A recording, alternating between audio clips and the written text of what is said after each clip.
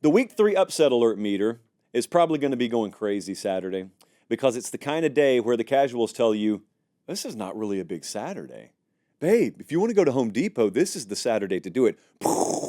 Everything just blows up. Your phone's going crazy. You're in aisle 4, and all of a sudden, Purdue's taking Notre Dame to the wire. So don't let this stuff happen to you. You got 12 Saturdays. Use them wisely. And this Saturday, we're going to be over in Columbia. LSU is a 6.5-point favorite on the road. Maybe there's an upset there. But maybe there's upsets to be had elsewhere. Let's talk about this Memphis FSU game. The other night, we were speculating wildly what the line on this game would be, and it ends up being FSU minus 6.5. This game's in Tallahassee, so you're factoring in home field there. There was once upon a time a perceived 16 to 17-point gap, neutral field preseason, between these two teams, and now it's vanished. FSU's still favored. How nervous am I about this? 9. I am 9 nervous on the 1 to 10 scale. FSU's off a bye week. Now, in normal world, in normal college football, when you got a normal team that tastes its own blood 2 weeks in a row and you get into a bye, they should come out of the bye week shot out of a cannon, right? That's how it should be. But if you've got a team that's not made of the right stuff, then I have no idea. You could come out flat as a pancake out of your bye week. We know we don't have to worry about that with Memphis. We know this is the team I picked from the G5 to go to the playoff. A lot of other people did as well. The FanDuel odds heavily favored them, and so this is their shot. So you won't have to worry about flatness there. Seth Hennigan at quarterback for Memphis versus DJU. Who you leaning? I'd lean blue over Garnet and Gold there. Mario Anderson, running back. About 6.3 yards per carry so far at the tailback position for Memphis, and that's important. Here's an advanced paper popper of a stat. Well, it's not an advanced stat. I'm just giving it to you in advance. FSU's run defense, 123rd in the country on the young season. College football playoff ramifications on this game. You could have seen that coming in the preseason. You probably would not have known who the ramifications were going to be for. So that's a 9 on the nervousness scale for me on the upset alert meter. What about this Notre Dame at Purdue game? Notre Dame plays Purdue. They're favored by 9.5 at FanDuel. Everyone just assumes, well, they got outgained by 100 against Northern Illinois at home. They'll just get right this week. I'm not so sure. So I've got a 7.75 on the upset alert concern meter because we do have to go by the quarter point on this thing, even though it's make-believe and we had created it. Purdue, this early in the season, also already rested. They're off a bye. They're at home. And I'm going to do the same thing I just did for Memphis FSU. Which of these quarterbacks are you taking? You saw Riley Leonard already a couple of times. Hudson Card, for those of you who don't know, is at Purdue. Used to be at Texas. And so what if again, we have the underdog with the quarterback edge here. Now, we know coming off a loss like Notre Dame just had, we know what the response should be. You don't always get what you should get. That's not a Meemaw quote. That's just flat-out reality. College football teams do not always deliver the way they should. Remember, there's a much lower margin for error with Notre Dame because even if they are dialed in, they're just not scoring a ton of points. It's just not the profile of this team. Notre Dame off losses, the last 6 times this team lost, they are 6-0 with a plus 18.3 point per game differential. So they have responded. The profile of this team is one that responds. Purdue can run the ball. And if Purdue starts running the ball like Northern Illinois did to the tune of 190 yards on the ground, then they shorten this game, which means less possessions, which means you got to make the most of them. And this is not an offense that I trust to be clicking right now, so I am mildly to moderately concerned about Notre Dame on the road. I'll tell you another one. Let's go to Norman. Tulane is in town the week before Oklahoma welcomes in Tennessee.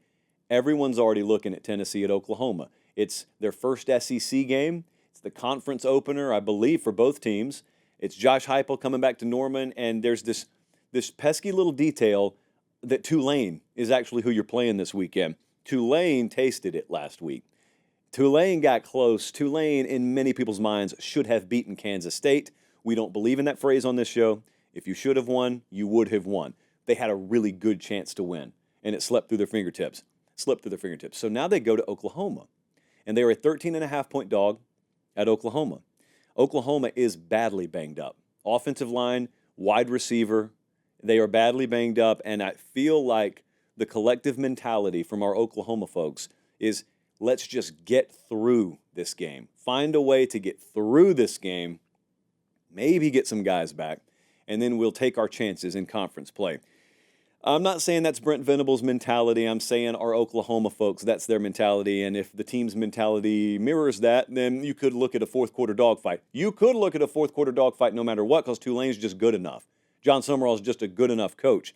And they'll have it dialed up here, because as much as we talk about Memphis being the G5 candidate, Tulane's got a shot still to be the G5 playoff candidate. Oklahoma, 131st in the country in third down efficiency right now. You better extend some drives. You don't want happening to you what Florida State had happening against Boston College, which is where you go 3 and out a few times. They put together some sustained drives a couple of times, and all of a sudden the critical game metrics are tilted so heavily against you, and then those injuries start to rear their ugly head, and you let a team that tasted it last week really start to get their hands around the idea that we could pull this upset off. It has happened before. This is a 7 on my upset alert concern meter.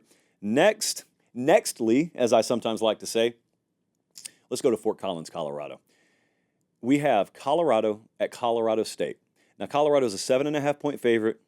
This is an 8.5 on my upset alert concern meter. I am very concerned for Colorado. This game last year was a circus, just insane. It went to double overtime, if I remember correctly. Colorado ends up winning, but not before Colorado State had time to commit 17 penalties. And they were -2 in the turnover battle, and they still took it to overtime. So now they are being handed 7.5 points at home. There is no way to mask this. There's no way to sugarcoat this. This is hatred. It's a beautiful thing in sports. Hatred amongst your rivals is a beautiful thing. As long as it doesn't extend off the field, it's a beautiful thing. The toughness edge will matter a lot in this game, and I think it's edge Colorado State. Colorado's free to prove me wrong. The toughness edge, though, cannot coincide with that many penalties again. That's how you give a game away. How is Colorado's locker room responding to that loss last week? If this was a program full of multi-year starters who came in together, they were recruited together, they've sweated and bled and cried together, and they've been there multiple years, we'd know pretty well how we expect them to respond. I don't know how to expect Colorado to respond from what happened last week. It's a lot of guys that haven't played together a whole lot.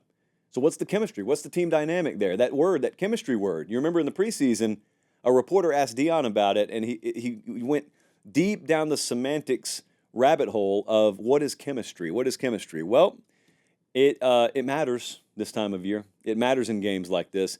I've got concern, 8.5 on the upset alert concern meter. And lastly, while I don't have as much concern on this Utah State game, Jesse's not playing. Cam Rising is not playing in this game. So the quarterback's out, and I've got a 3 on the concern scale. The spread here right now is 18.5. Utah laying 18.5. Cam Rising likely out. Now you look at last week, and everyone will probably look at the fact that when Rising left the game with a finger contusion or whatever they called it, the offense shut down, which is not the biggest shock in the world. However, here's the problem. If you're going to look at last week with both teams, because Utah State went and got shut out and crushed by USC in the process. So it's one thing for the favorite to come in here and stumble a little bit. How are you going to take advantage of it? Because it's still a pretty good defense.